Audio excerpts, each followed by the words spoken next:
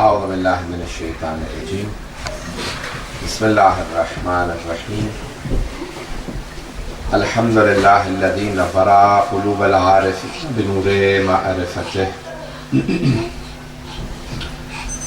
واثبت فؤاد انبیائہ واولیائہ بقصص الانبیاء والمرسلین واکمل ایمان المسلمین والمؤمنین بولایت علی امیر المؤمنین علیہ السلام.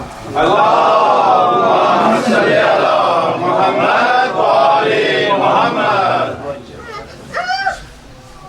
والصلاة والسلام والتحیۃ والاکرام علی افضل الموجودات العابد المؤید والرسول المسدد المصطفى الامجد المحمود الاحمد اعنی ابا القاسم محمد. اللهم صل على محمد وآل محمد وعلى روحه ونفسه وسهره ووصيه سید الاتقیاء والاصفیاء مولا الموالی امام المتقین علی بن ابی طالب. اللهم صل على محمد وآل محمد وعلى اوصیائه لا سیما بقیة اللہ فی الارضین روحی وارواح العالمین لتراب مقدمہ الفدا واللعنة الدائمة على أعدائهم أجمعين من الآن إلى قيام يوم الدين. أما بعد فقد قال الله الحكيم في كتابه الكريم بسم الله الرحمن الرحيم فما خلقت الإنس والجن إلا ليعبدون. صدق الله العلي العظيم. صلوات. اللهم صل على محمد وآل محمد وعجل فرجهم. ایک سورہ فاتحہ کی درخواست ہے حاضرین کے تمام مہمانوں کے لیے، خصوصاً بانیان مجالس تصور حسین صاحب کے تمام مہمانوں کے لیے، رانا اقبال آدم کے تمام مہمانوں کے لیے، اور کامران نقوی صاحب کے تمام مہمانوں کے لیے. فاتحہ. بسم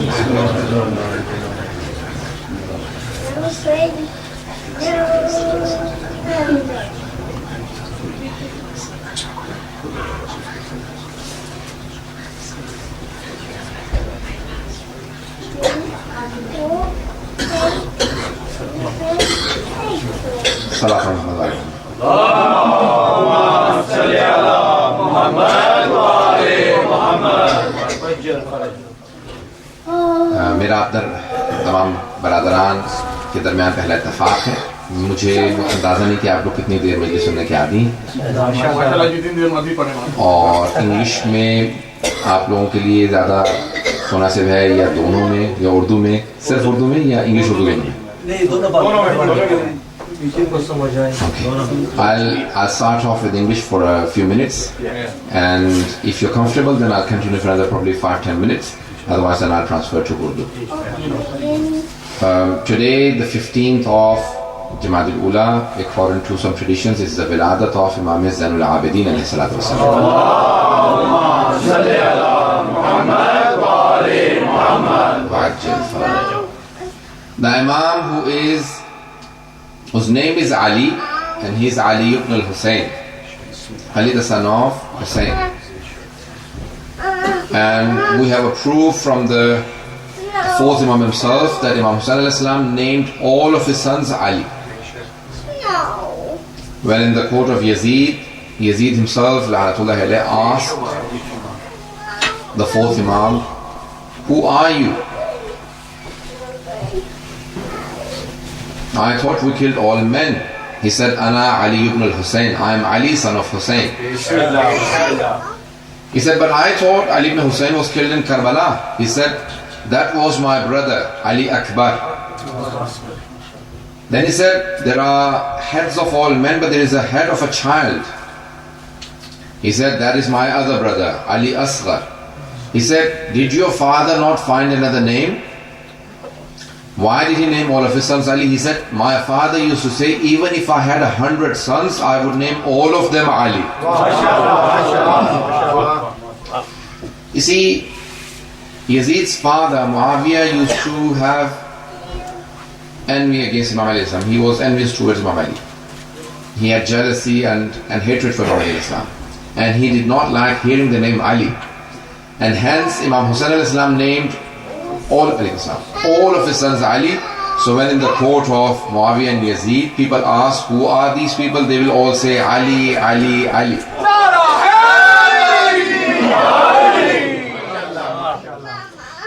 So today we are celebrating the ولادت of Imam Zainul Abideen or Ali ibn Hussain.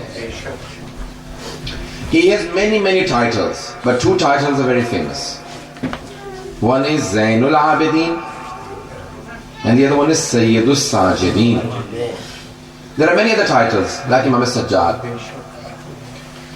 There is a difference between the two titles. He is Sayyidul Sajideen, not a Sajid. He is the Sayyid of Sajideen. Sayyid means the master. He is Sayyidul Sajideen, not Sajid. Not Sajid himself. He is Sayyidul Sajideen. He is a leader and the master of all the people that do sajda to Allah subhanahu wa ta'ala. If you pay attention to this point. But his other title is Sajjad. There is a difference between Sajid and Sajjad. Sajid is a person who looks for clean land to do sajda. Sajid उसे कहा जाता है जो सजदे के लिए पाक जमीन को तलाश करे, वो साजिद है. और सज्जाद उसे कहते हैं जिसके सजदे की जमीन मुंतज़िर.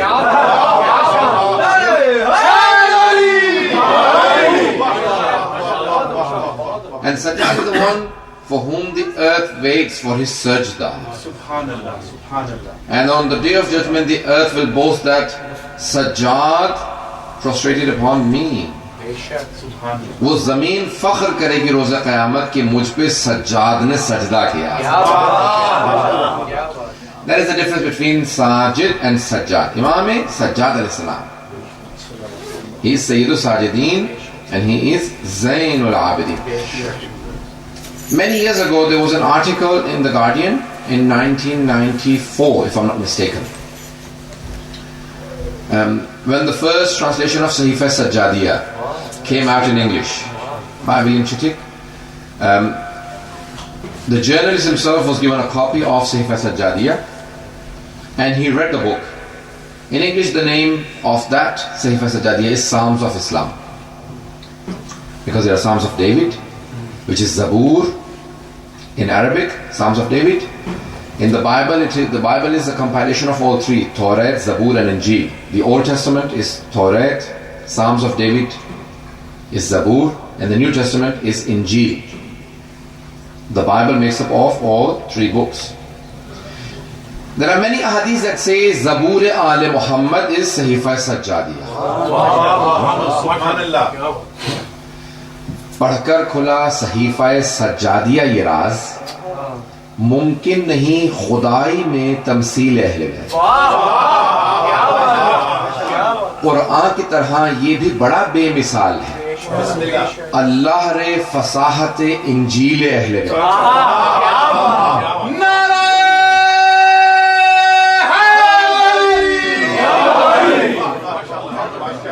I will not translate that into English due to the time constraint, but this Sahifa Sajjadiyya is known to be Zabur Al Muhammad.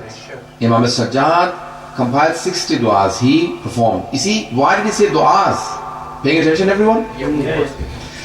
The Imam alayhi salam wanted to give sermons, just like his father and grandfather and his uncle. Imam khutbah dena chahte the, but he had the army of Yazid controlling his sermons. उनके खुतबों पे पाबंदी थी, खुतबा नहीं दे सकते, आप कैदी हैं, रुक जाए. The Imam said, you can stop me from giving sermons, but you cannot stop me from doing du'as.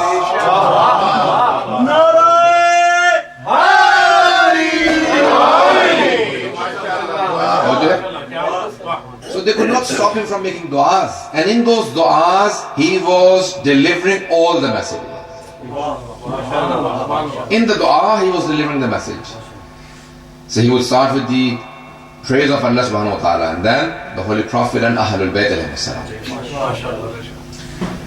Now, This translation that I was telling you about, William Chittick's translation, in early mid-90s, 94, a journalist picked it up and he said, I was given a gift from someone and I read through the Psalms of Islam. He said, once I read through it,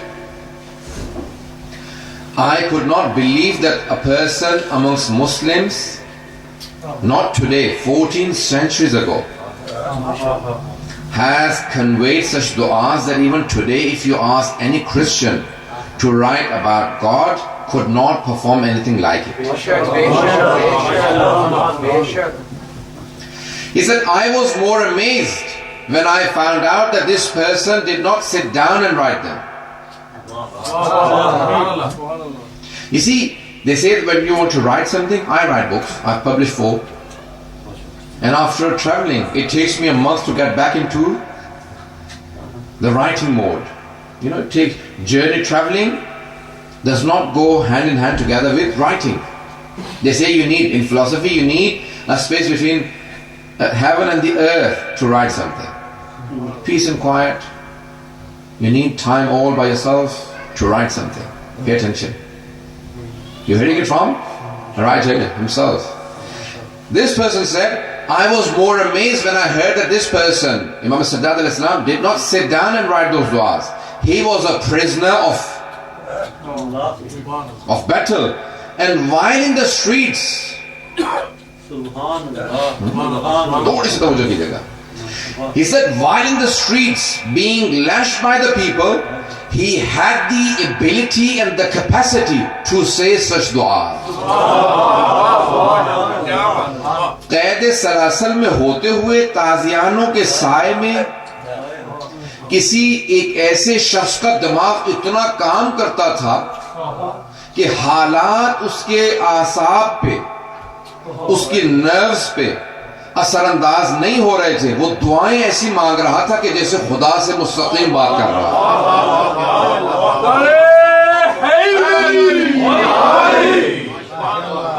Probably a few minutes in English and then I'll transfer to Urdu.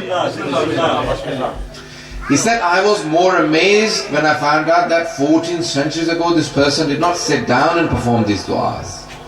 He was imprisoned. Look at the words of the Imam al-Islam.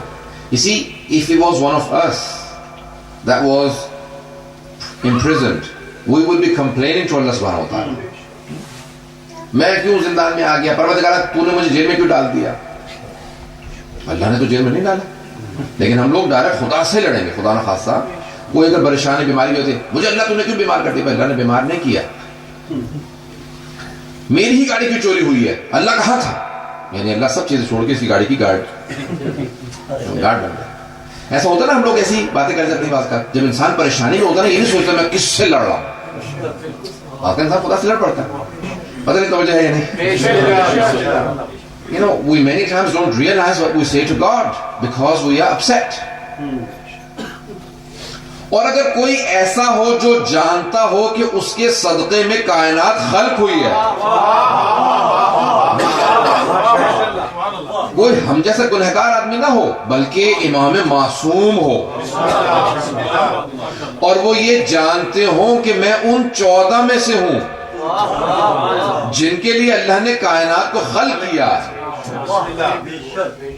You know, if he was one of the sinful people, then we would understand. But this is one of the 14 infallibles. He knows that this universe was created for his sake. And when he is in prison, he does not complain. He says, Ya Allah, how shall I thank you enough? I ask for time alone with you. پتہ نہیں توجہ ہے یا نہیں. امام سجاد کے الفاظ کیا فرماتے ہیں، پروردگارہ میں تیرا کیسے شکر ادا کروں. 7ویں امام کی 4تھے امام کے الفاظ ہیں کہ تیرا کیسے شکر ادا کروں. میں زندان میں ہوں، شکوہ نہیں، شکر کیسے ادا کروں. میں نے تجھ سے تنہائی مانگی تھی.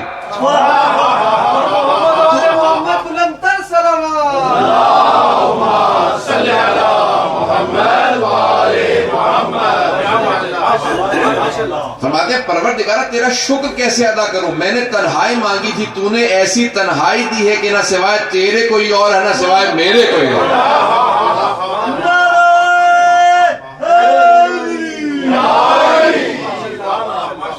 توجہ ہے نا ذرا نگران میں.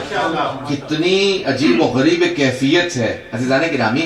ہم لوگ اگر اچھے ہوں تو منفی سے منفی نکالتے ہیں, مثبت سے مثبت نکالتے ہیں, نیگیٹو سے نیگیٹو نکالتے ہیں, پازیٹو سے پازیٹو. اور جو بہت برے ہوتے ہیں نا وہ پازیٹو میں سے بھی نیگیٹو نکالتے ہیں. ایسا ہوتا ہی نہیں ہوتا. صرف کیڑے نکالیں گے حوصلوں کی عادت ہوتی ہے, ہمیشہ ہر چیز میں سے کیڑے نکالیں گے عزیزان گرامی, لیکن نیگیٹو میں سے پازیٹو نکالنا یہ امام معصوم کا کام ہے کہ جتنی منفی چیزیں اس میں سے بھی پازیٹو نکالنا. یہ نہیں کہتے کہ پروردگار زندان ہے, کھانے کو نہیں ہے, یہاں لائٹ نہیں ہے, میں کھڑا نہیں ہو سکتا. تیری نماز کے لیے رکوع سجود قیام تینوں چیزیں لازم ہیں, میں قیام نہیں کر سکتا. امام کا قد لمبا تھا, زندان کی ہائٹ کم تھی, امام سیدھے نہیں کھڑے ہو سکتے تھے, لیکن کہا پروردگارا مجھے کوئی شکوہ نہیں ہے کیونکہ جتنا اس عبادت میں لذت لے رہا ہوں. عبادت میں لذت, پتہ نہیں میں بات پہنچا رہا ہوں. عبادت میں لذت. دیکھیں ہمیں کھانے پینے میں لذت ہوتی ہے, دنیا کو دیکھنے میں آنکھوں سے لذت ہوتی ہے. یہ کیسا پہاڑ ہے, یہ کیسا دریا ہے, یہ کیسی جھیل ہے, یہ کیسی روڈ جا رہی ہے, کیسا انسان اچھے سینری دیکھتا ہے تو انسان کی آنکھوں کو لذت محسوس ہوتی ہے. اولاد کو دیکھتا ہے لذت محسوس ہوتی ہے. میں چھٹے امام سے پوچھا نا کہ مولا دنیا کی سب سے بڑی لذت کیا چیز ہے؟ کہا انسان کا اگر بیٹا ہو, آنکھوں کے سامنے جوان ہو اور آنکھوں کے سامنے چلتا پھرتا رہے, سب سے بڑی لذت اسی کا نام ہے. کہ مولا دنیا کی سب سے بڑی مصیبت کیا ہے؟ کہ جب وہی جوان بیٹا آنکھوں کے سامنے مر جائے. تو امام نے کہا سب سے بڑی مصیبت ہے. اب کیسے جملے کو میں نے پیش کر دیا کیونکہ امام کی حدیث تھی. عزیزان گرامی, چوتھے امام اسلام فرماتے ہیں کہ عبادتوں میں بھی لذت ہے. پتہ نہیں میں پہنچا پا رہا ہوں یا نہیں, تھوڑا سا غور کیجیے گا. عزیزان گرامی, ہمیں لذت زبان سے کسی ایسی سے گفتگو کرنے میں محسوس ہوتی ہے جس سے انسان محبت کرتا ہو, چاہتا ہو. اولاد سے انسان چاہتا بات کرتا ہے. ایسا ہوتا ہے نہیں جس کو آپ بہت عقیدت سے ملتے ہو, بہت محبت سے ملتے ہو, اس کا مقام رتبہ بہت زیادہ ہے. جب گفتگو کرتے ہیں تو کیا چاہتے ہیں؟ میری کمپنی ان کے ساتھ بیٹھے ہوئے جتنی لمبی ہوتی چلی جائے, جتنی گفتگو کروں. ایسا ہوتا ہی نہیں. عزیزان گرامی, چوتھے امام علیہ السلام تصور دیتے ہیں, کہتے ہیں پروردگارا یہ وہ مناجات ہے جس میں مناجات کرنے والے کو تجھ سے بات کرنے میں لذت محسوس ہوتی. خوشنودی محمد والے محمد, بلند صلوات. اللہم صلی علی محمد والے محمد. عزیزان گرامی, دعا کا تصور سمجھ میں آتا ہے, لیکن جو امیر المؤمنین نے اور امام سجاد نے مناجات کا تصور دیا. دعا کسے کہتے ہیں؟ پکارنے کو, to call upon someone. دعا یعنی to call, پکارنا. مولانا نے کیا تصور دیا؟ کہا نہیں, دعا کی ضرورت نہیں ہے, مناجات کرو. مناجات ہے نجوہ سے سرگوشی کرنا, وسپر کرنا. کہا دیکھو خدا کو پکارتے کیوں ہو, وہ دور کب ہے جو پکارو. مناجات کرو, بہت قریب. اللہ اکبر. لیکن عبادت کا ایک نیا تصور دے رہے ہیں. میں نے جو قرآن کی آیت کہا نا کہ وما خلقت الانس والجن الا لیعبدون, میں نے جنوں اور انسانوں کو خلق ہی نہیں کیا. جن والانس الا وما خلقت الجن والانس الا لیعبدون, میں نے جنوں اور انسانوں کو خلق ہی نہیں کیا سوائے ایسے کہ میری عبادت کریں. عزیزان گرامی, اب بہت سے لوگ سمجھتے ہیں کہ نماز عبادت ہے, روزہ عبادت ہے, حج عبادت ہے, خمس و زکوٰۃ عبادت ہے, لیکن یہی عبادت نہیں ہے. صرف یہی عبادت نہیں ہے. جب پوچھا امام حسن مجتبیٰ سے یا چھٹے امام سے پوچھا, آپ نے فرمایا, کہا کہ دیکھو جناب ابو ذر غفاری کی کان اکثر عبادت ابی ذر التفکر فی آلاء اللہ. جناب ابو ذر غفاری کی سب سے زیادہ عبادت اللہ کی نشانیوں میں سوچنا تھا. اس کی نشانیوں میں سوچنا, فکر کرنا, یہ بہت بڑی عبادت ہے. انسان سوچ کے خدا سے قریب ہو جائے. التفکر یعنی تفکر ساعت افضل من عبادت 70 سنہ. 1 گھنٹے سوچنا 70 سال کی عبادت سے افضل ہے. میں ایک مثال دے دوں آپ کو. جناب حر 1 رات سوچا,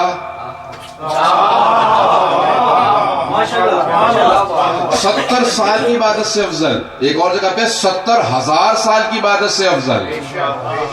وہ تفکر، وہ سوچ، وہ کنٹمپلیشن، وہ پونڈرنگ، وہ سوچ اور تھنکنگ جو انسان کو جہنم سے جنت میں لے جائے، وہ 70 سال نے 70,000 سال کی عبادت سے افضل. سوچنا. اب آئیے ذرا دیکھیے امام کی زندگی کے کئی پہلو ہیں. اب آپ لوگ جتنی دیر تک سنیں گے میں اتنی دیر تک پیش کروں گا. اور میں نے ایک علمی موضوع لیا ہے. میں فرسٹ ٹائم آپ کے پاس آیا تھا تو مجھے آپ لوگوں کا اندازہ نہیں تھا کہ آپ لوگ کیا سننا پسند کریں گے. تو میں علمی میں نے موضوع کو لیا ہے، عبادت کے ایک علمی پہلو کو پیش کرنا چاہتا ہوں. اور اب سید الساجدین امام زین العابدین علیہ السلام کی مجلس یعنی ان کی ولادت تھا، اس لیے میں نے جو کچھ پہلو سوچے ہیں وہ پیش کروں گا. امید ہے کہ انشاءاللہ لوگ اس میں کچھ نہ کچھ نئے آپ کے لیے پہلو ہوں گے. عزیزان گرامی، عبادت کا تصور امام سجاد دے رہے ہیں. عبادت کا تصور، ایسی کوئی عبادت نہیں کر سکتا. اہل سنت والجماعت کے راوی ہیں، بہت بڑے راوی ہیں سیدنا مسیب. وہ کہتے ہیں کہ میں بیٹھا ہوا تھا، مدینے میں قحط پڑ گیا تھا. کربلا کے بعد قحط یعنی ڈراؤٹ، بارش نہیں ہو رہی. سب پریشان تھے، سارے مدینے والے مسجد نبوی میں جمع ہو گئے. کہ پروردگارا ہم گنہگار ہیں. راوی کہتا ہے شاید آل رسول پہ اتنا ظلم کر دیا تھا کہ پھر بارش رک. یزید نے مدینے پہ حملہ کیا تھا، مدینے مسجد نبوی میں گھوڑے باندھ دیے تھے. مانتا تو تھا نہیں. بہت سے لوگ کہتے ہیں کہ نہیں ائمہ اہل بیت کو نہیں مانتا تھا. نہیں، ایسا اللہ رسول کو نہیں مانتا تھا. قرآن کی بے حرمتی کرتا تھا، رسول خدا کا تمسخر معاذ اللہ استغفر اللہ علیہ. تو مسجد نبوی میں اس نے گھوڑے باندھ دیے. تو اس کے بعد کیا ہوا کہ پھر ایک قحط پڑ گیا. تھوڑا سا غور کیجیے گا. جب قحط پڑ گیا نا، ڈراؤٹ آ گیا، تو سارے جمع ہو گئے مسجد نبوی میں، دعائیں مانگنے لگے کہ پروردگارا اپنے نبی کی خاطر بارش برسا دے. راوی کہتا ہے میں بیٹھا دیکھ رہا تھا، کسی کی دعا قبول نہیں ہو رہی. کہ اتنے میں نے دیکھا کہ ایک موٹے موٹے ہونٹوں والا کالا حبشی غلام کہیں سے دوڑتا ہوا آیا، اور وہ آیا خاموشی سے ایسے آنے کے بعد بیٹھا مسجد نبوی میں تاکہ کسی کو معلوم نہ ہو کہ وہ آگے. یعنی اتنا تربیت یافتہ تھا، یہ غلام تھا لیکن تربیت اتنی تھی کہ جانتا تھا کہ اپنی اہمیت نہ منواؤں، خاموشی سے آگے کہیں بیٹھ جاؤں، کسی کو معلوم نہ ہو کہ میں آیا اور میری دعا قبول ہونے والی ہے. یعنی وہ جانتا تھا وہ کون ہے. پتہ نہیں بات واضح کر پا رہا ہوں. He knew who he was. اب آئے ایک مرتبہ راوی کہتا ہے کہ میں نے دیکھا کہ نہیں، بڑی خاموشی سے آ کے بیٹھا، میں اس کے پیچھے جا کے بیٹھ گیا. کہ وہ دیکھ رہا تھا کہ مجھے دیکھ تو نہیں رہا. پھر اپنے ہاتھوں کو بلند کیا کہ پروردگارا تجھے اس کا واسطہ جس کا میں غلام ہوں. چمن چمن کلی کلی، علی علی علی علی، نگر نگر کلی کلی، علی علی علی علی، نعرہ حیدری، مشروطیہ محمد والے محمد بلند تر صلوات. اللہم صلی علی محمد والے محمد. عزیزان گرامی، واسطہ دینا یہ سب کی روش رہی ہے. خود رسول خدا جناب ابو طالب ان سب کی روش ہے، واسطہ دے کے دعا مانگے. تو اس غلام نے کہا پروردگارا تجھے واسطہ اس کا جس کا میں غلام ہوں، مدینے والوں پہ بارش برسا دے. راوی کہتا ہے کہ ابھی اس کے ہاتھ نیچے نہیں آئے تھے کہ ایک مرتبہ بارش برسنے لگی. کا خاموشی سے اٹھا اور جانے لگا تاکہ کسی کو پتہ نہ چلے میری دعا قبول ہوئی.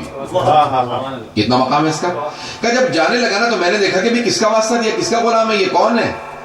میں اس کے پیچھے چلنے لگا خاموشی سے تاکہ اسے پتہ نہ چلے. کہ جیسے وہ گلی مڑتا تھا میں فوراً بھاگ کے جاتا تھا. کہاں؟ کہ دیکھا کہ مولانا بنی ہاشم میں گھسا اور امام سجاد کے گھر میں چلا.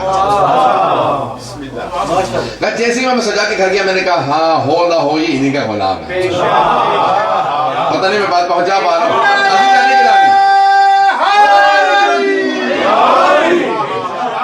عزیزان گرامی، جس کے غلام ایسے ہوں ان کا اپنا مقام کیا ہوگا. یہ امام سجاد علیہ السلام تھے. کہ اس دن تو بارش تھی، میں چلا گیا. سید المسیب کہ اس دن میں چلا گیا. اور راوی کہتا ہے میں چلا گیا لیکن چند دنوں بعد واپس آیا. امام سجاد کے دروازے پہ دستک دی. کہ فرزند رسول اگر کچھ مانگو عطا کیجئے گا. کہ جو مانگو کہ عطا کروں گا. کہ مولا آپ کا غلام چاہیے. مولانا کا سب غلاموں کو بلاؤ. تاریخ میں سب سے زیادہ غلام خرید کے آزاد امیر المومنین نے کیے. 1000 سے زیادہ غلام آزاد کیے. رسول خدا نے اول اسلام سے کہا غلام آزاد کرنا سب سے بڑا کام ہے، ثواب کا کام. کتنے گناہوں کا کفارہ غلام آزاد کرنا. اسلام میں پہلے دن سے کہا غلاموں کو آزاد کرو، غلام مت بناؤ. غلام خرید کے آزاد کرتے رہو. لوگوں کو آزاد کرنے کا تصور دیا، غلام بنانے کا نہیں. پتہ نہیں بات پہنچا پا رہا ہوں. امیر المومنین نے 1000 سے زیادہ غلام خرید کے آزاد کیے. تاریخ میں سب سے زیادہ غلام امیر المومنین نے. اور اس کے بعد تاریخ میں سب سے زیادہ جو غلام آزاد کیے امام سجاد علیہ السلام. سب سے زیادہ کیا کرتے تھے امام سجاد؟ امام سجاد یہ کام کرتے تھے کہ کثرت سے غلام خریدتے تھے. اب غلام جو ہوتا تھا اس کو کھلانا پلانا، اس کا رکھنا، رہائش، کپڑے وغیرہ سب مالک کی ذمہ داری ہوتی تھی. تو امام غلام خریدتے تھے، تربیت کرتے تھے، ٹریننگ کرتے تھے، آزاد کر دیتے تھے. اور ان کے آزاد کردہ غلام معاشرے کے سب سے افضل مومن ہوتے تھے. جس کے غلام ایسے ہوں وہ امام کیسے ہوں. اب آپ یہ کہا کہ مجھے غلام چاہیے، آپ کا امام نے کہا سب غلاموں کو بلاؤ. سارے غلام آ گئے. کہا کہ آپ کو غلام چاہیے. مولانا نے کہا جس غلام کو کہو گے وہ دے دوں گا. نہیں، وہ جو غلام مجھے چاہیے وہ نہیں. وہ چھپ رہا تھا. امام نے کہا بلاؤ. وہ آئے، کہ یہی غلام چاہیے. امام نے کہا ٹھیک ہے لے جائے. اس غلام نے ہاتھوں کو بلند کیا، کہا پروردگارہ تو جانتا ہے میں نے تجھ سے وعدہ کیا ہے جب تک زندہ رہوں گا سید سجاد کے در پہ رہوں گا، یا تو میرے اس وعدے کو پورا کر دے یا پھر مجھے موت دے. راوی کہتا ہے کہ بس یہ کہنا تھا کہ مجھے موت دے دے. ایک مرتبہ زمین پہ گرا، جب ہلا کے دیکھا مر چکا تھا. کہا میں نے پوچھا مولا سے، مولا یہ کون تھا؟ کہا یہ مستجاب الدعوات تھا. عربی میں کہتے ہیں مستجاب الدعوات. دعوات دعا کی جمع ہے، یعنی جس کی ہر دعا قبول ہوتی ہو. نہیں پہنچا پایا. مستجاب، جس کی ہر دعا مستجاب ہوتی ہو.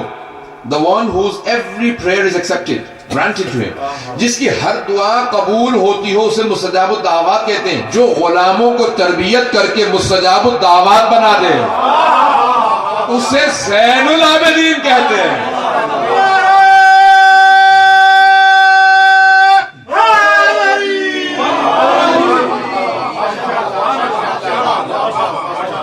مجھے آپ کے حسن سماعت کو دیکھتے ہوئے بہت خوشی بھی ہو رہی ہے اور تعجب بھی ہو رہا ہے کہ اتنے دور استاد جگہ پہ اور اتنے پیارے انداز سے سن رہے ہیں. بہت محبت، بڑے پیارے انداز سے سن رہے ہیں آپ لوگ. اور مجھے پڑھتے ہوئے محسوس ہو رہا ہے کہ بہرحال علمی موضوع کے لے کے چلا، لیکن سب لوگ ساتھ ساتھ.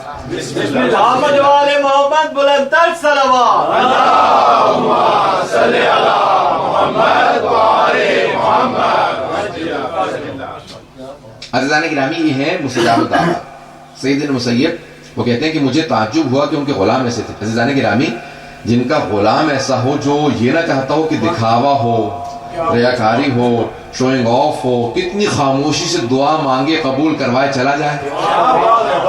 اب آپ نے تصور کیا امام سجاد کیسے، کہ امام سجاد ایسے سے غلاموں کی تربیت کی. عزیزان گرامی، یہاں تک کہ ماہ مبارک رمضان سے پہلے سب غلاموں سے کہتے تھے کھڑے ہو جاؤ میں سب کا حساب کتاب لوں گا. کہا میں نے تم سے پانی مانگا تھا، لائے تھے وقت پہ؟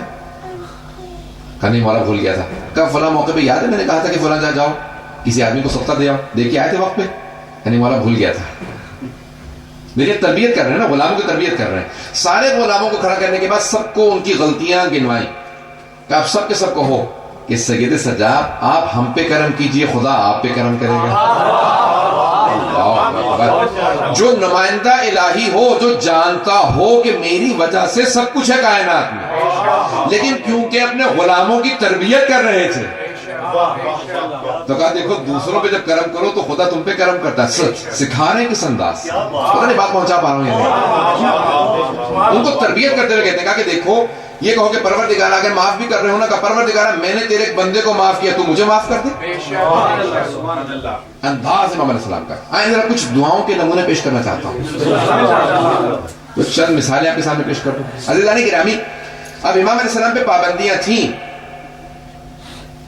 دعا صرف مانگ سکتے تھے، خطبے نہیں دے سکتے تھے. تو امام نے کیا کیا، دعاؤں کے ذریعے سے وہ باتیں پہنچائی ہیں کہ آج 21st سینچری کے اندر لوگ وہ باتیں سمجھ رہے ہیں. 20th سینچری کے اندر جانے کے بعد ایک بات 70s میں 1970s میں تقریباً 40 ایئرز بیک ایک سائنسدانوں نے ایک ایکسپیریمنٹ کیا کہ بھئی سمندر بہت گہرے ہیں, اوشنز آر ویری ڈیپ.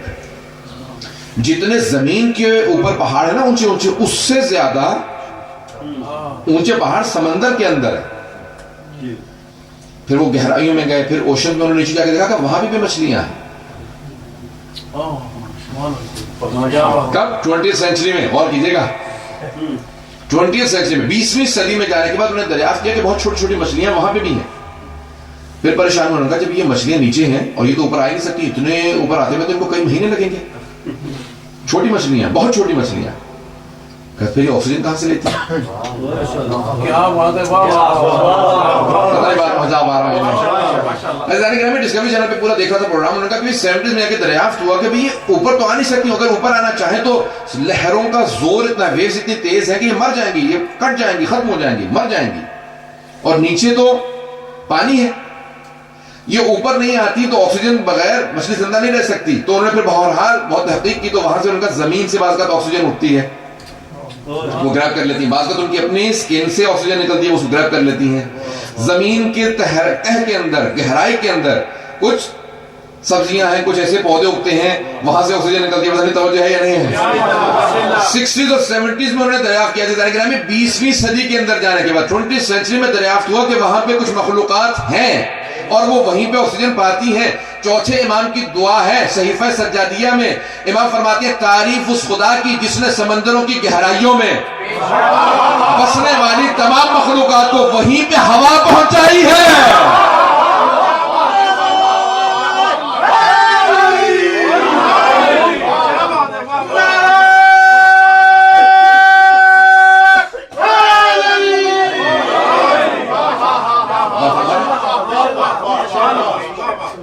تعریف اس خدا کی جس نے سمندروں کی گہرائیوں میں ان تمام مخلوقات کو جو سمندر کی سطح پہ نہیں آ سکتی وہاں پہ آکسیجن پہنچائی. عزیزان گرامی, میں 2002, 3, 4 میں نے مسلسل کیلیفورنیا میں 4-5 سال ماہ رمضان 30 دن پڑھتا تھا. ماہ رمضان میں ہر رات لیکچر ہوتا تھا, تو اس میں مختلف کمیونٹیز کے لوگ ہوتے تھے, عراقی, ایرانی, پاکستانی, انڈین, سب کے سب جو ہماری پوری ڈیوائڈڈ کمیونٹی وہاں پہ تھی. انگلش میں لیکچر ہوتا تھا. میں مجلس پڑھ رہا تھا تو ایک سائنٹسٹ سے وہاں پہ, اس نے مجھ سے کہا, عراقی سائنٹسٹ نے کہا, مولانا یہ جو دعا آپ نے پڑھی ہے کہ تعریف اس خدا کی, چوتھے امام علیہ السلام کی دعا ہے صحیفہ سجادیہ میں, تعریف اس خدا کی, praise be to the Lord who knows the weight of the light, پتہ نہیں توجہ, جو نور کے وزن کو بھی جانتا ہے اور ظلمت کے یعنی تاریکی کے وزن کو بھی جانتا ہے, who knows the weight of light and darkness. تاکہ باقاعدہ امریکہ کے اندر ایک آلہ ہے, there is a tool, scale ہے جس کے اوپر نور کے وزن کو, لائٹ کے وزن کو ماپا جا سکتا ہے, معلوم کیا جا سکتا ہے. لیکن ابھی تک امریکنز بھی دریافت نہیں کر سکے کہ ڈارکنس کے وزن کو کیسے ماپا جائے. عزیزان گرامی, معصوم اسے کہا جاتا ہے جو 1400 سال پہلے جو بات کہہ جائے 1400 سال بعد سائنس ترقی کرنے کے بعد دریافت کرے. جب انوینشنز ہوں تب جا کے معلوم ہو سائنس پیچھے ہے, امام بہت آگے. خوشنودی محمد والے محمد بلند تر صلوات.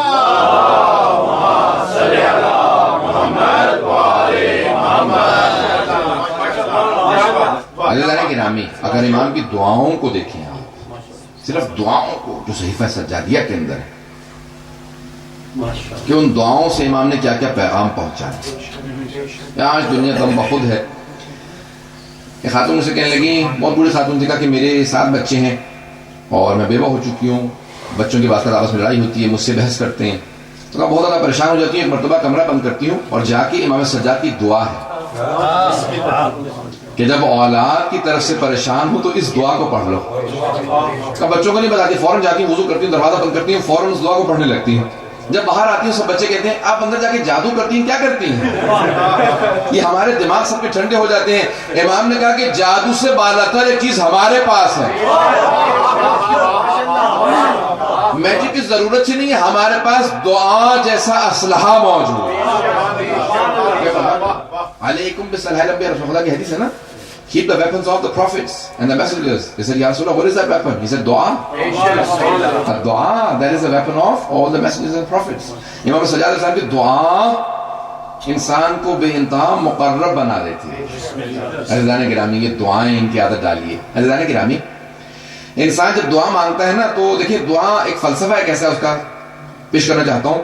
انسان مانگتا اس سے ہے جس کو معلوم نہ ہو کہ میری ضرورت کیا ہے. مانگتا تو انسان اسی سے ہے نا جس کو معلوم نہ ہو کہ میری ضرورت کیا ہے. یہ ضرورت ہے وہ مت دیجیے یہ دیجیے. یا کہے کہ نہیں جو دیا ہے نا میں بتاتا ہوں مجھے زیادہ ضرورت کس چیز کی ہے. مجھے جو آپ دے رہے ہیں اس کی ضرورت نہیں ہے اس چیز کی ضرورت ہے. جو انسان کی ضرورت کو صحیح نہ سمجھتا ہو انسان اس سے مانگتا ہے. آیا یہ دونوں چیزیں خدا پہ سوچنا جائز ہے؟ نہیں. خدا جانتا ہے کہ ہمارے لیے بہتر کیا ہے. خدا جانتا ہے ہماری ضرورت کیا ہے.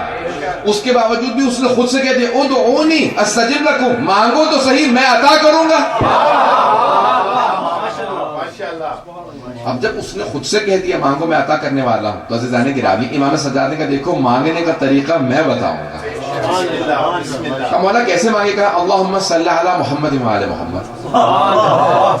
اس سے دعا کو شروع کرنا ہے. اب دیکھیں معصوم کیا فرماتے ہیں چوتھے امام کے الفاظ کو دیکھیے دعائے مکارم الاخلاق اور مقامات پہ امام فرماتے ہیں جب دعا مانگنے لگو تو شروع کرو محمد وعلی محمد پہ درود سے اور اس کو ختم کرو محمد وعلی محمد پہ درود سے. صلاۃ علی محمد وعلی محمد.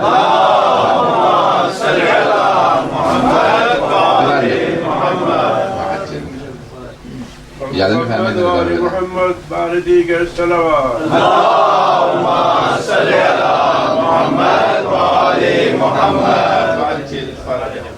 تو امام نے فرمایا کہ دعا جب شروع کرو تو اس سے پہلے بھی صلوات پڑھو اور اس کے آخر میں بھی صلوات پڑھو. گا کیوں؟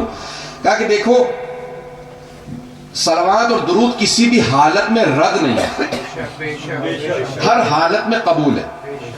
دلیل کیا ہے کہ ان اللہ وملائکتہ یصلون علی النبی یا ایھا الذین آمنوا صلوا علیہ وسلموا تسلیما. اللہم صلی علی محمد وعلی محمد.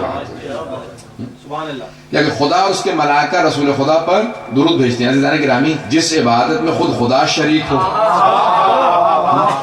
وہ دعا کبھی رد نہیں ہو سکتی. تو معصوم نے فرمایا کہا کہ دعا سے پہلے اور دعا کے بعد میں درود پڑھنا دعا رد نہیں ہوگی. کیوں؟ اگر ابتدا قبول ہے انتہا قبول ہے تو درمیانی شے کو رد نہیں کیا جائے. اب امام نے طریقہ سمجھایا ایسا دعا مانگنے کا. تو صحیفہ سجادیہ بہترین امام علیہ السلام نے ایک ہدیہ دیا اپنے تمام شیعوں کے. اللہ نے گرامی انسان کو دعا مانگنے کا اگر طریقہ سیکھنا ہے تو امام سجاد علیہ السلام. قرآن میں ہے کہ دیکھیں انسان دعا نہ مانگنا تکبر کی علامت ہے. ہو بھی تو کہو پروردگار مانگ. کیوں؟ کیونکہ جو انسان سمجھتا ہے میں بہت کچھ ہوں تو وہ مانگنا نہیں چاہتا. کہ خدا سے دعا مانگو انسان کے تکبر کو توڑ دیتی ہے. دعا انسان کے تکبر کو توڑتی. عزیزان گرامی آئیے ذرا امام سجاد علیہ السلام کی زندگی کے دو پہلوؤں کو پیش کروں گا. دو واقعات پیش کرنا چاہتا ہوں نوجوانوں کی خاطر بچوں کی خاطر تاکہ ان کی بھی توجہ میرے ساتھ رہے. میں نے ایک علمی موضوع لیا. عزیزان گرامی اب ایک میں نے آپ کے سامنے زاویہ پیش کیا ہے کہ زین العابدین ہے اور دوسرے ہیں سید الساجدین. اگر اس لقب کو بھی پیش کر دوں سمجھ ہے مجھ میں سننا چاہیں گے تھوڑی دیر اور. عزیزان گرامی سید الساجدین ہے امام. کیسے سید الساجدین ہے؟ امام گھنٹوں سجدے کرتے تھے. For hours long he was in sajda. 2 hours, 3 hours long. And many times he would, he would clean his forehead. امام کی پیشانی پہ نشان بن جاتا تھا. سجدوں کے بہت گہرے نشان تھے. امام کو باقاعدہ اس کو کاٹتے تھے. اتنے باقاعدہ امام کے نشان تھے پیشانی. عزیزان گرامی امام کی پیشانی سجدوں کے نشان سے بھری ہوئی تھی. جو دیکھتا تھا کہتا تھا یہی سید الساجدین. توجہ کیجیے گا ایک بہت طولانی سجدے میں ہے امام علیہ السلام اور امام کے بیٹے ہیں پانچویں امام علیہ السلام. کہ اچانک پانچویں امام علیہ السلام کے متعلق پورے مدینے والے کہنے لگے ارے محمد باقر کنویں میں گر گئے. He dropped into a well. یا ففتھ امام علیہ السلام کہا پانچویں امام. وہ پانچویں امام نہیں کہہ رہے تھے نام لے رہے تھے. میں صرف احترام تاکہ بار بار نام لوں تو پھر صلاۃ پڑھنی پڑتی ہے. اللہ گرامی پانچویں امام کنویں میں گر گئے. ایک مرتبہ شور ہونے لگا. سب کے سب جب شور کرنے لگے پانچویں امام کے متعلق کہ بچہ کنویں میں گر گیا, بچہ کنویں میں گر. 2-3 برس کے 4 برس بہت چھوٹے سے. بس امام کی والدہ نے، امام باقر کی والدہ نے، امام زینل عابدین کی زوجہ نے، جن کا نام فاطمہ بنت حسن ہے، امام حسن مصطفیٰ کی بیٹی ہے. بسم اللہ. اللہم صلی علی محمد و آل محمد. سارا مجمع غور سے سننے کا اس جملے کو.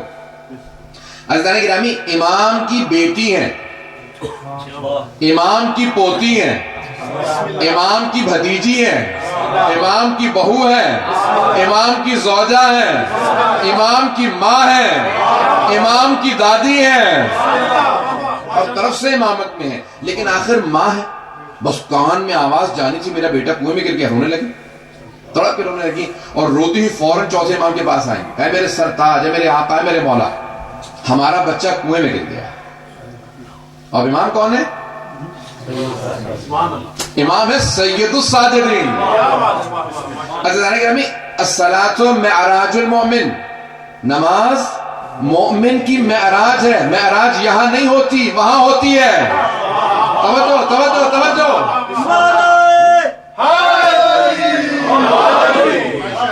معراج کہاں ہوتی ہے؟ معراج کسے کہا جاتا ہے؟ اسینشن کو کہتے ہیں نا معراج. تو معراج یہاں نہیں، وہاں ہوتی ہے. عزیزان گرامی، نماز کی معراج سجدہ، اور سجدے کی معراج سید الساجدین کا سجدہ. عزیزان گرامی، چوتھے امام سجدے میں ہیں، آپ کی زوجہ رو رہی ہیں، امام کا سجدہ طولانی تر ہوتا چلا جا رہا ہے، طولانی تر ہوتا چلا جا رہا ہے. He is prolonging his sajda. When he comes out of the sajda, he says, what happened? کیا بات ہے، آپ کیوں اتنا رو رہی ہیں؟ کہ آپ کو آواز نہیں آ رہی تھی؟ امام نے کہا کہ آپ نے غور فرمایا نا، میرے پیغمبر نے، میرے جد نے، ہمارے جد نے فرمایا ہے کہ یہ وہاں ہوتا ہے سجدہ. میرا جسم یہاں ہے، میں یہاں نہیں ہوں. تو میرے کان میں آواز نہیں آتی جب میں خدا کی بارگاہ میں ہوتا ہوں. تو روتے روتے کہنے لگی آپ کی زوجہ نے فرمایا، ہمارا بچہ کنویں میں گر گیا ہے. کہا آرام کیجئے، پریشانی کی بات نہیں، بس امام کا کہنا تھا. کہ آپ کی زوجہ نے فوراً آنسو صاف کر لی. کیوں؟ جان کی چھین یہ ضامن ہے، جان کی تھی یہ ضامن ہے، حجت خدا ہے، امام وقت ہے. امام چلنے لگے. اب میں اپنے الفاظ میں پیش کروں گا. امام کا چلنا تھا، زمین قدم کے بوسے دینے لگی، آسمان سر پہ سایہ کرنے لگا، کائنات سے لبیک کی آوازیں آنے لگی، ہر انسان راستہ دینے لگا. امام کا چہرے سے نور آ رہا تھا. ہر طرف سے لوگ ہٹنے لگے. کہا کہ مولا آپ کا بیٹا کنویں میں گر گیا. امام نے کہا ہٹو. راستہ تو ایک مرتبہ آواز دی. کہا کہ پانی میری امانت کو لوٹا دے. سارے مدینے والوں نے دیکھا کہ پانی ابھرنے لگا. امام نے فوراً اپنے بیٹے کو پانی سے اٹھایا. سب نے گواہی دی کہ محمد باقر پانی کے اندر نہیں، اوپر بیٹھے تھے.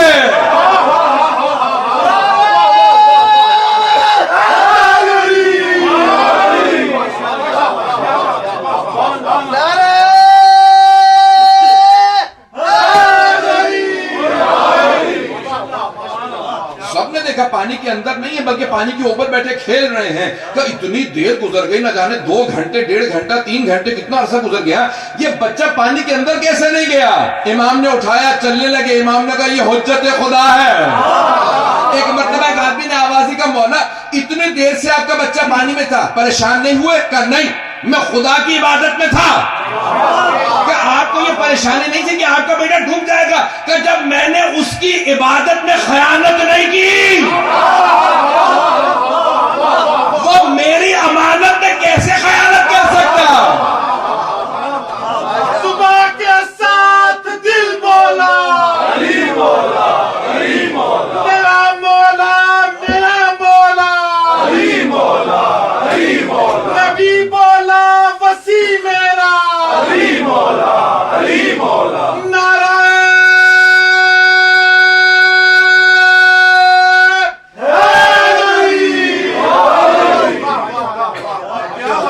مولانا صاحب کی دراز عمر کے لیے بلند تر صلوات. اللہم صلی علی محمد و آل محمد. ماشاءاللہ.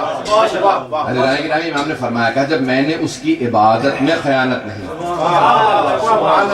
تو وہ پھر میری امانت میں کیسے خیانت کر سکتا؟ یہ میری امانت ہے. اللہ اکبر. یہ عبادت، یہ سجدہ اس کی امانت تھا، میں نے خیانت نہیں کی. جیسا سجدہ کرنا تھا ویسا ہی کیا. کما حقہ سجدے کا حق وہی ادا کر سکتے ہیں. عزیزان گرامی، اور وہ کیوں نہ سید الساجدین ہوں جس نے کربلا سے مسلسل سجدے کیے ہوں. میں ایک جملے کو پیش کروں گا. عزیزان گرامی، پوری دنیا میں چلے جائیں. Today there are changes of so many governments. There are civil wars going on in the world. And there are so many new rulers coming into power. Every new ruler says, I can't do anything. There is a civil war going on. The treasury has nothing. Pay attention. People are not cooperative. کوئی میرا ساتھ نہیں دے رہا. ملک کے خزانے خالی ہیں. ملک میں خانہ جنگی ہو رہی ہے. حالات خراب ہے. میں کچھ نہیں کر سکتا. ایسا ہے یا نہیں ہے؟ عزیزان گرامی، اور اگر کوئی عصر عاشور میں منصب امامت سنبھالے، پتہ نہیں بات پہنچا پایا ہوں. عزیزان گرامی، جہاں باپ کا جنازہ تپتی ریت پہ پڑا ہو، خزانے خالی، جو خود قیدی ہو، زندان میں ہو، لیکن کوئی شکوہ نہ کرے. اللہ اکبر. These people who are coming into power, they see a little civil war, treasury has nothing, and the fourth imam, he took the order of imamat in the eve of Ashura, and yet he did not make a single complaint. He said, oh Allah, I will deliver. And had it not been for the fourth imam alayhi salam, he did the tarbiyat. He trained the people, because first is tazkiyah. He trained the people, and the fifth and the sixth imam alayhi salam taught the people. Had it not been for the fourth imam, the people could not learn. جملے کو پہنچا پاؤں یا نہیں؟ عزیزان گرامی، اگر چوتھے امام علیہ السلام تربیت نہ کرتے، جب تک تربیت نہ ہو تب تک انسان علم حاصل نہیں کر سکتا. جب تک تزکیہ نفس نہ کرے. تو چوتھے امام نے ایک ایسی بنیاد رکھی کہ پانچویں اور چھٹے امام علیہ السلام نے علوم آل محمد کو معقل العلوم بنے اور ہم جعفری کہلائے. بات پہنچ رہی نا عزیزان گرامی؟ عزیزان گرامی، اب کیا کروں گی؟ مسائل کا جملہ ہے، بہت سی آنکھوں میں آنسو آ گئے ہیں، لیکن میں اس بات کو کہے بغیر آگے نہیں جا سکتا کہ عزیزان گرامی، آج پوری دنیا میں ہر انسان شکوہ کرتا ہے، گلہ کرتا ہے، میں کچھ نہیں کر سکتا، حالات اچھے نہیں ہیں. عزیزان گرامی، چوتھے امام نے اس انداز سے منصب امامت کو نبھایا کہ خداوند متعال کہے گا سلام ہو اے سجاد، اے سید سجاد، آپ کی عظمتوں کو سلام ہو، آپ نے حق کے امامت ادا کر دیا. نہ عبادت میں کوئی کوتاہی ہے، نہ سجدوں میں، نہ تبلیغ دین میں، بلکہ عصمت کبریٰ کے پیکر ہیں. اس انداز سے پہنچا رہے ہیں. عزیزان گرامی، ہیں زین العابدین، یہ ہیں سید الساجدین. بات پہنچ گئی ہے عزیزان گرامی؟ ہمارے ذرا ایک بات کو کہوں. عزیزان گرامی، پھر امام کے متعلق جو سب سے زیادہ چیز مشہور ہے نا، وہ ہے گریہ. آپ کا پوری زندگی پھر کربلا کے بعد گریہ کرتے رہے، لیکن بے مقصد گریہ نہیں تھا، با مقصد گریہ تھا. صرف رو نہیں رہے تھے، بلکہ اس انداز سے روتے تھے کہ دیکھنے والا سوال کیے بغیر رہ نہیں سکتا تھا. پوچھتا تھا کیا بات ہے، اتنا کیوں رو رہے ہیں؟ یہاں کہتے تجھے نہیں معلوم فرزند رسول خدا کے نواسے کو پیاسا سے بھا کر دیا گیا. عزیزان گرامی، ہر انسان پوچھے بغیر رہ نہیں پاتا تھا. امام نے ہر جگہ پہ اپنے بابا کے پیغام کو پہنچایا، ان کی مظلومیت کو پہنچایا. ہر انسان کو بتایا میرے بابا بہت مظلوم تھے. عزیزان گرامی، مدینے میں شیخ اصغر نے ایک واقعہ لکھا اپنے کتاب میں، وہ کہتے ہیں امام سجاد علیہ السلام کی زندگی سے متعلق، کہتے ہیں مدینے میں ایک آدمی تھا جو سب کی توہین کرتا تھا. اپنے ایک دوست سے کہنے لگا کہ مدینے میں کوئی ایسا نہیں جس کی میں نے توہین نہ کی ہو، اہانت نہ کی، صرف یہ سید الساجدین ہیں جن کی میں نے توہین نہیں کی، اہانت نہیں کی.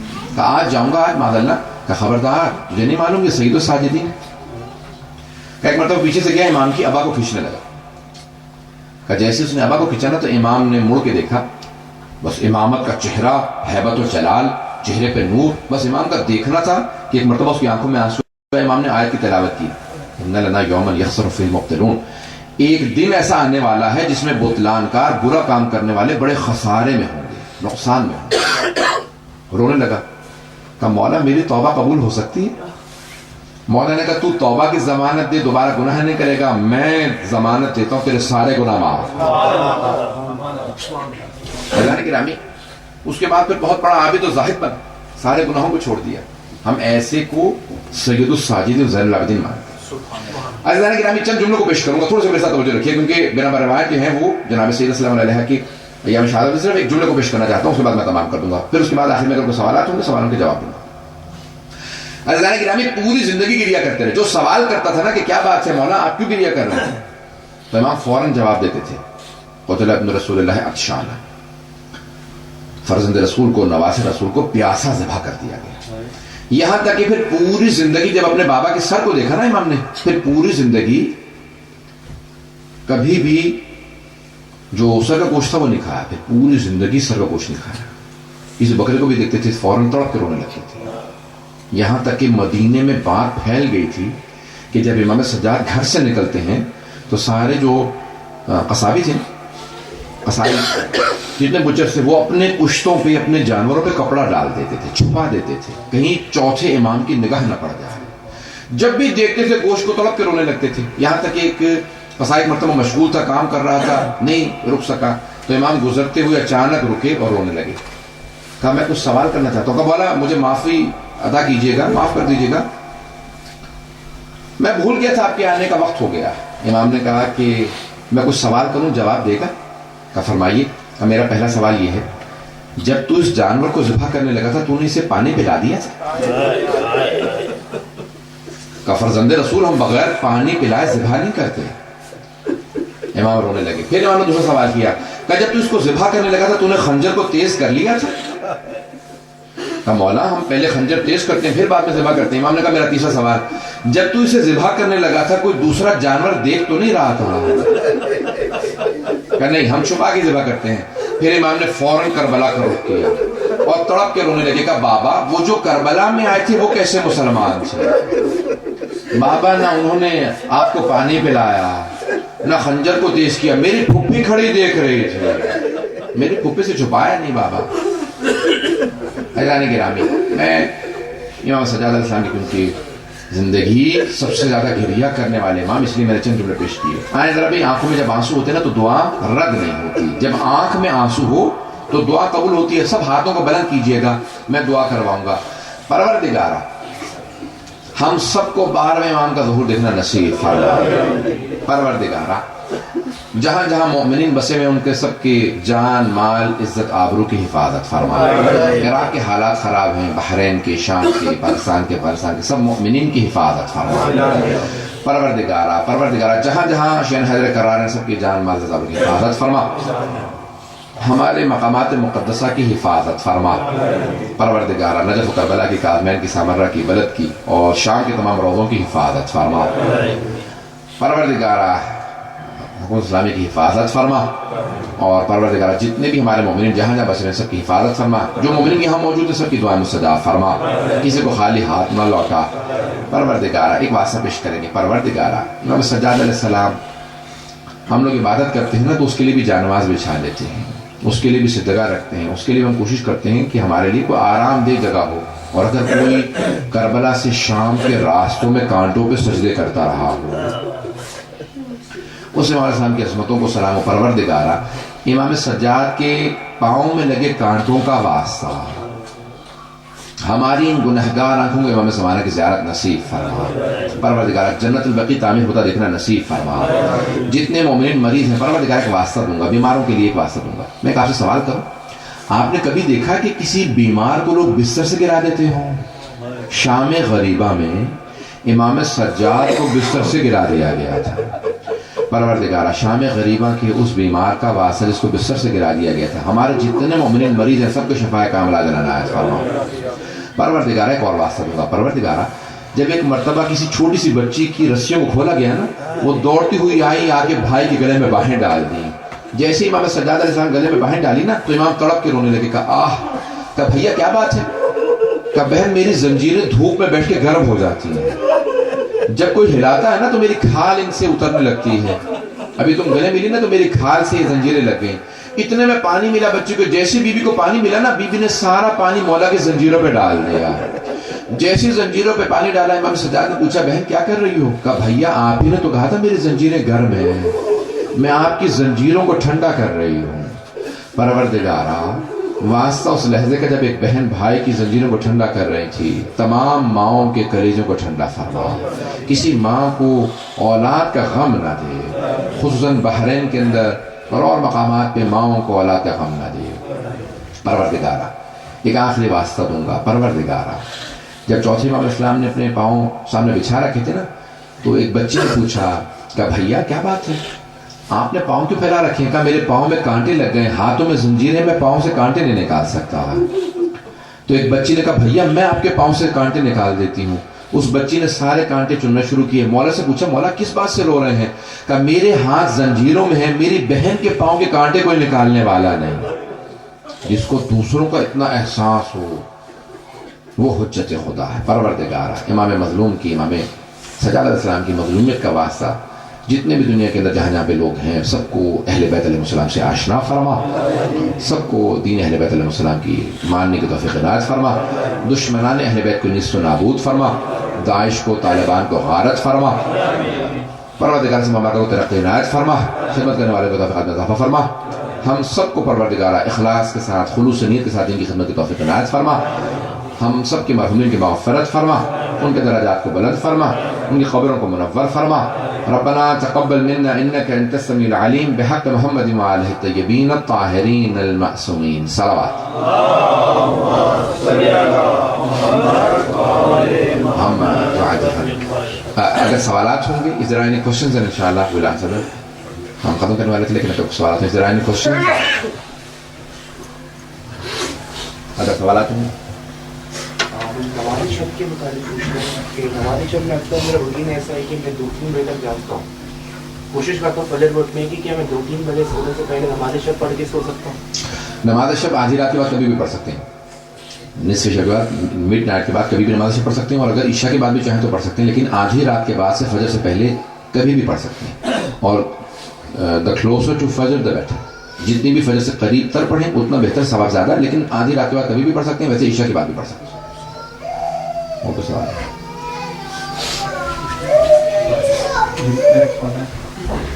لفظ غصہ، یہ پاک پیغمبر کا فرمانا ہے کہ غصہ حرام ہے، جب ہم معصوم کے لیے غصہ کے لفظ استعمال کر سکتے ہیں جبکہ فعل حرام ہے تو یہ غصہ حرام نہیں ہے، غصہ حرام نہیں ہے، پیغمبر نہیں ہے غصہ حرام ہے۔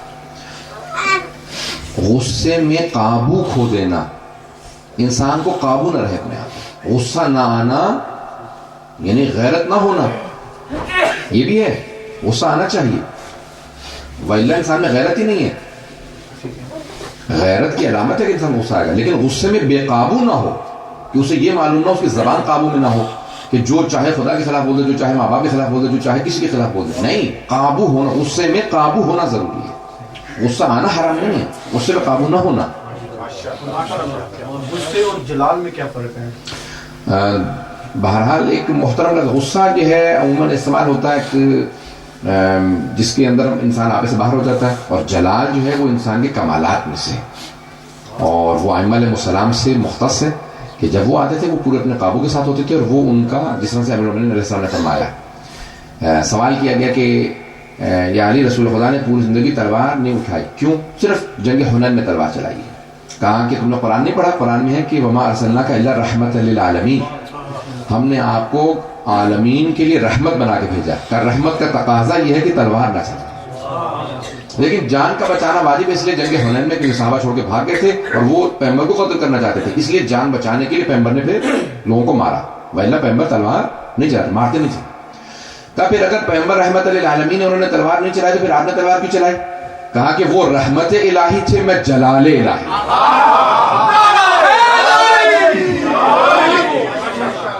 آپ کے سوال کا جواب ہو گیا، وہ جلال الہی، غصے میں جلال میں فرق ہے، جلال صرف اللہ کے لیے ہے، معصومین علیہ السلام۔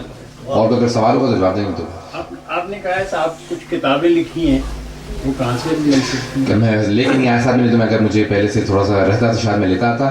کتاب التوحید کا انگلش میں ٹرانسلیشن کیا ہے شیخ صدوق کی، 1000 سال پرانی کتاب ہے، ہماری سب سے اہم ترین کتابوں میں سے توحید صدوق، اس کا انگریزی میں ٹرانسلیشن کیا۔ پرنسپلز آف فیتھ انگریزی کے اندر جناب فاطمہ زہرا کی زندگی کے اوپر کتاب کا ترجمہ کیا ہے، لندن میں ہے میرے پاس، انشاءاللہ اگر نیکسٹ ٹائم میں آؤں گا تو میں لیتا ہوں گا، نہیں تو میں پوسٹ کروا دوں گا کسی سے، حاجی سے معراج وغیرہ کا۔ صحیفہ سجادیہ کا آپ ذرا نام دوبارہ بتا دیں۔ صحیفہ سجادیہ کی کئی translation, there are many translations of Sahifa سجادیہ in English. The first and the most famous translation is by William Chittick. William Chittick کا ترجمہ ہے Psalms of Islam کے نام سے، اس کے علاوہ بہت لوگوں نے ترجمہ کیا، کافی ایرانینز اینڈ پاکستان۔ نہیں، میں نے ترجمہ نہیں کیا کیونکہ اس کے آلریڈی 7 یا 8 ٹرانسلیشنز موجود ہیں انگلش میں۔ 5 سے زیادہ ٹرانسلیشن ہیں. تو امریکہ سے بھی کچھ لوگوں نے there are a number of translations of the Psalms of Islam Sahifa سجادیہ in English. And all of them are good, but William Chittick's is Shakespeare English.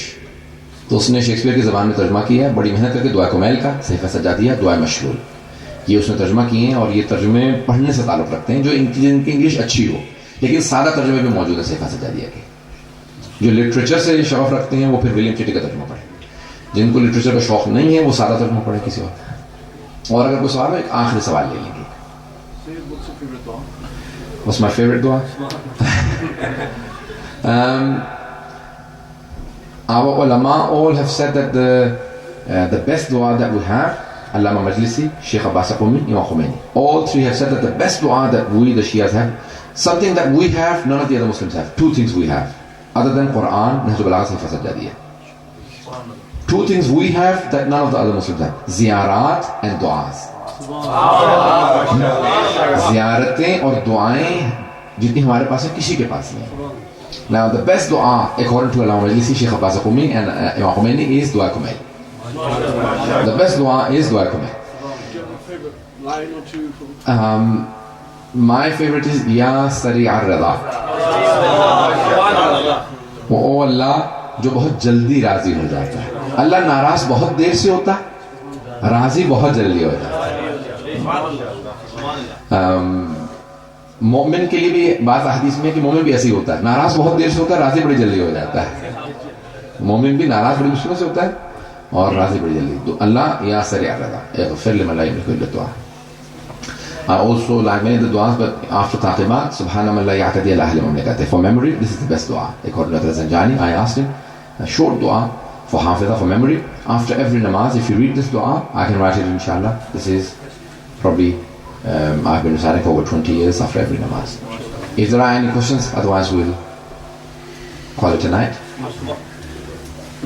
رسول اللہ ماشاء اللہ ہم سب جانتے ہیں رحمۃ اللہ علیہ تھے, لیکن ہمارے سنی برادرز جو تبری میں اور سیرت رسول اللہ میں بنی قریظہ کا واقعہ جس طرح لکھتے ہیں, اس میں ہمارا کیا نظر ہے؟ بہت اچھا سوال ہے. I'll quickly repeat the question in English and I'll translate into English for the better of the youth. Please answer it in English. Yes. Now the question is that the Holy Quran says the Holy Prophet is a mercy for the universe. Then what do we say about the incident of Bani Qurayza, where the historians have mentioned, Tabari and others have mentioned that the Holy Prophet ordered all of Bani Qurayza to be killed, the men. First of all, the history does not say that the Holy Prophet ordered for them to be killed. Number 2, Sheikh Najah At-Tai, a contemporary writer who's still alive, he has more than 400 books. In his Siratul Nabi, he says this incident did not happen. Some of the Jewish rabbis who converted to Islam, like Abu Huraira, like Abu Lahbar and others, they did not truly convert, and they fabricated a lot of Israeliyat, and they also showed the oppressiveness of the Jews and that the Holy Prophet oppressed. So he completely counters it from the beginning to the end. Siratul Nabi, 2 volumes by Najah At-Tai. Najah At-Tai کی کتاب ہے Siratul Nabi. وہ کہتے ہیں اصلاً سچ ہی جھوٹ ہے. وہ یہودی لوگ جو کہتے تھے, یہودی رہبائز جو ان کے ربے تھے, جو کہتے تھے مسلمان ہو گئے, وہ مسلمان نہیں ہوئے تھے. انہوں نے بہت سی اسرائیلیات مسلمانوں میں رائج کر دی, یہودیوں کی ٹیچنگز, اور پھر یہودیوں کو مظلوم بنا کے پیش کیا کہ معاذ اللہ رسول خدا نے بڑا ظلم کیا یہودیوں پہ. ان لوگوں نے بنا کے یہ چیزیں گھڑی ہیں. Number 1. Number 2, if you read some of the historians, they have said that the Banu Qurayza referred to one of their ex-Jewish Muslims who had converted, and they said that we don't want Muhammad sallallahu alaihi wasallam to decide for us. We want him to decide for us. Now he said that if you want me to decide, if you leave Hazrat Rasulullah rahmatullahi alayhi, then all of you should be killed. So there are a number of explanations. There are 3 incidents for the Holy Prophet for which the Holy Prophet said, I disapprove of this. One is by Khalid ibn Walid, who went and killed a group of people And the Holy Prophet said, Allahumma inni bari min al-Khalid. Oh Allah, I take your refuge from Khalid. This was not my doing. It is without my approval. I disapprove.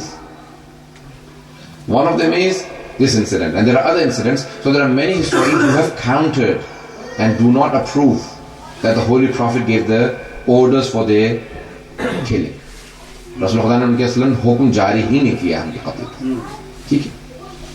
اور اگر کوئی question ہوگا. There are 2 questions we'll just take and that's it.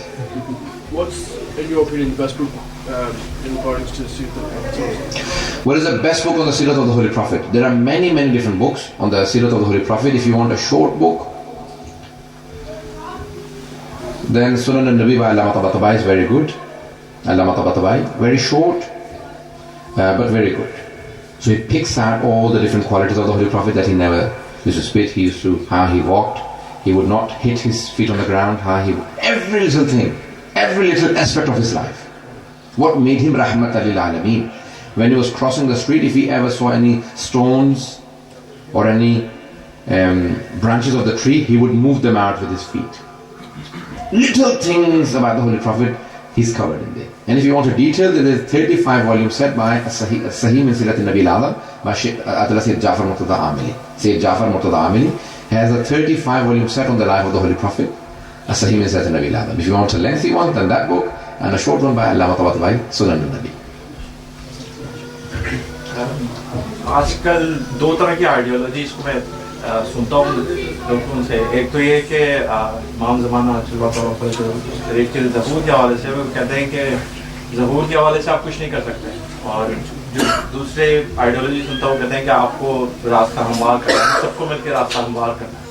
تو اس میں سے کون سی صحیح ہے, اور اگر تو واقعی یہ ہے کہ اگر ہمیں ہی کچھ کرنا ہے اسپیشلی جس جگہ ہم ہیں تو وہ ہمیں کیا کرنا ہے. Okay. Question everyone understands? He's saying that there are 2 ideologies amongst the Shias. One says that we need to pave the way for the Prophet Muhammad Islam. We need to prepare the grounds that he comes. And the other one says that we have nothing to do with the Prophet Muhammad. Okay. You know, when you invite a guest to the house, English mein jawab detu, better hai bachon ke isme kha. Now you invite a guest to your house. You say, okay, when the guest comes, then we will prepare the food, we'll clean up, and we'll do everything. Or when you invite the guest and you know the time, then you start preparing. جب آپ ایک دعوت دے دیتے ہیں نا تو پھر آپ کہتے ہیں ہمیں تیاری کرنی چاہیے کیونکہ کوئی آنے والا ہے. اور کچھ لوگ ایسے ہوتے ہیں جب آئے گا دیکھی جائے گی. تو یہ اچھا میزبان نہیں ہے. میزبان اچھا وہ ہوتا ہے جو مہمان کے آنے کی تیاری کرے. A good host is the one who prepares for the guest who is coming. Always a good host will always clean up, will prepare, everything should be prepared. Now we have so many ahadith from the Imam and one from the 12th Imam. He said, no one will delay in my coming except for my own Shias. میرے ظہور کی تعجیل میں کوئی رکاوٹ نہیں ہوگا سوائے میرے اپنے شیعوں کے. جس دن تم تیار ہو جاؤ گے اس دن میں آ جاؤں گا. کہ مولانا کیا کریں, کہ آپس کے اختلافات بند کر دو, میں آ جاؤں گا. جب تک تم آپس میں لڑتے رہو گے مجھ سے کہو گے آ جاؤ, جب تم خود آپس میں لڑ رہے مجھے کیوں بلا رہے. So leave out your own disputes. The biggest delay of my coming are my own Shias. When they are fighting amongst themselves, then they expect me to come. Who will I come for? Remember everything. Can I just prolong on this? Yes. Now we have this, ziyarat-e-Jami' Kabira. بہت زیارات ہیں اور زیارات کے جملے بڑے. The best زیارت for فضائل is ziyarat-e-Jami' Kabira. It has the best virtues of Ahlul Bayt from the 10th Imam al-Islam. اس میں جملے ہیں. قادت الامم. قادہ is a plural of Quaid. Um plural of امہ. آپ ساری امتوں کے قائد ہیں. They are leaders of all nations, not just Muslims, not just Shias. They are leaders of everyone. The word is used qa'id. In olden days, the Arabs would have camels,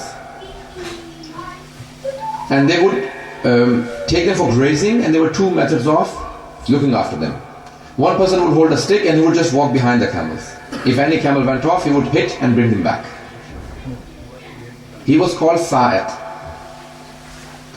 And the other one would walk in front and he would just hold one camel and all others would walk behind him. He was called qa'id.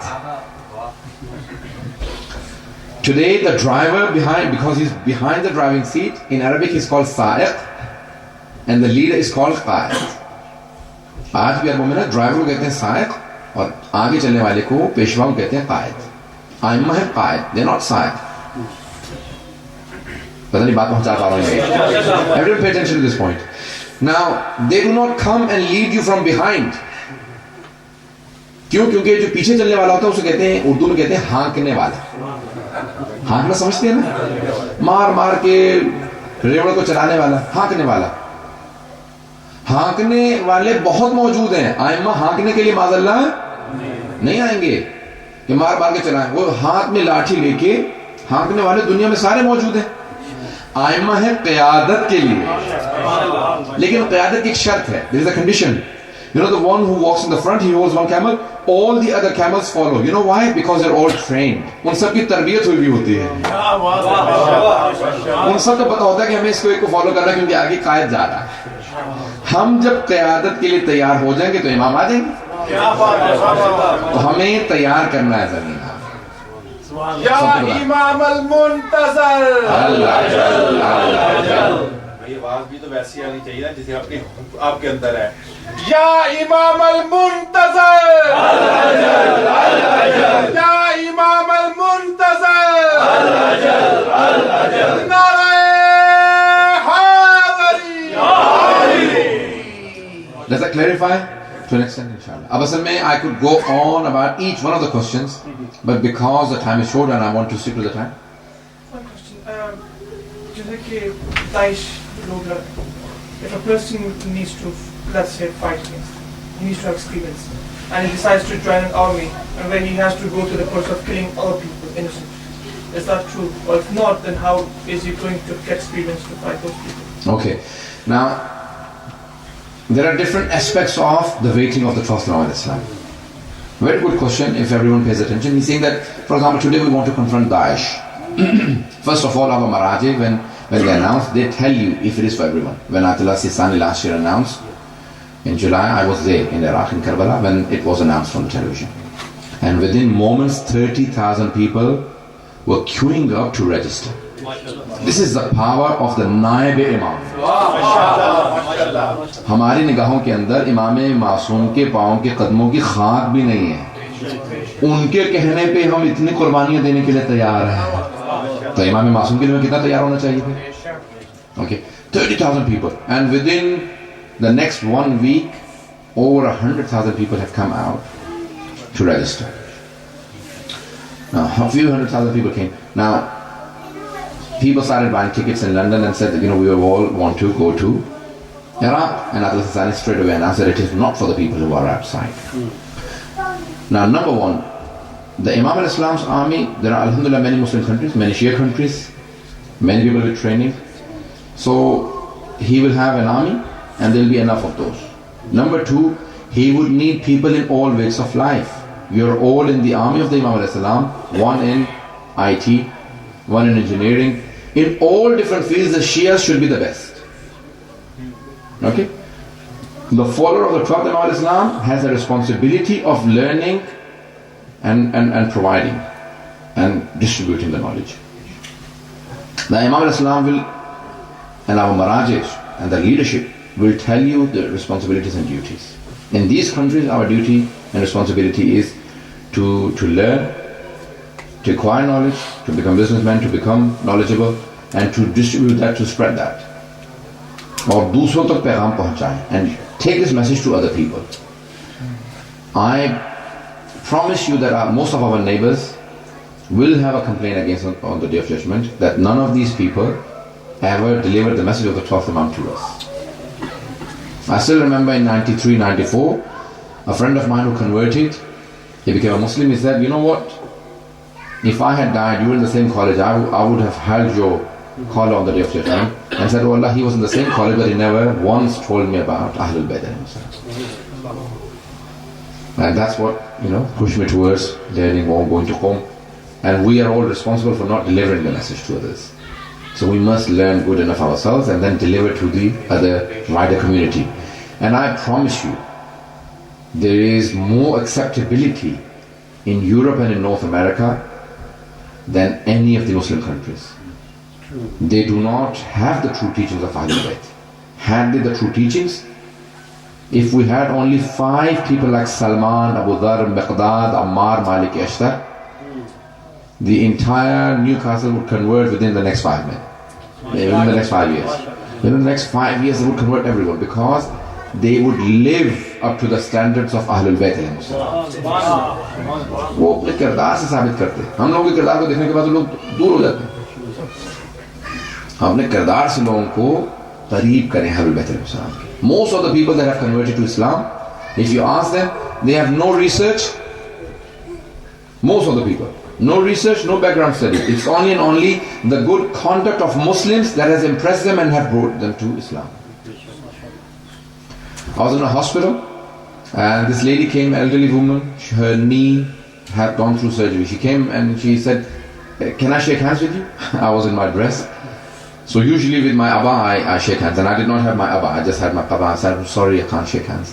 She said, no, it's okay. I was in the hospital for my knee surgery. And this lady had this thing, she couldn't say hijab. She couldn't say scarf. She said this lady was covered and every day she would cut an apple for me and bring it to me. So I said, why did you do that? She said, because my father is here and our scholars have told us that the neighbors have a right. You are my father's neighbor in the hospital. And she said, that day I decided to shake hands with the Muslim scholar because they've preached the true religion. It is our akhlaq that impresses. The Holy Prophet's akhlaq brought everyone to Islam. So good conduct. But the teaching is up to the Western bit, obviously, but the Middle East, Iraq, Syria, and Bahrain, those people that know it are still suffering, and the masjid still won't help them in normality, practically, it won't help them. So how would you go and confront those people without any experience or anything?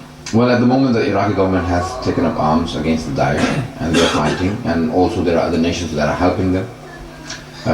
So all of those people who are taking the front line, they have to have training. They don't just take anyone in. They train them and then they send them to the front line. In Bahrain, it is not possible at the moment. Unfortunately, Bahrain had more than 90% of the population was Shia population, but over the time, the Saudis had more influence and they did not go forward and take the government in their own hands.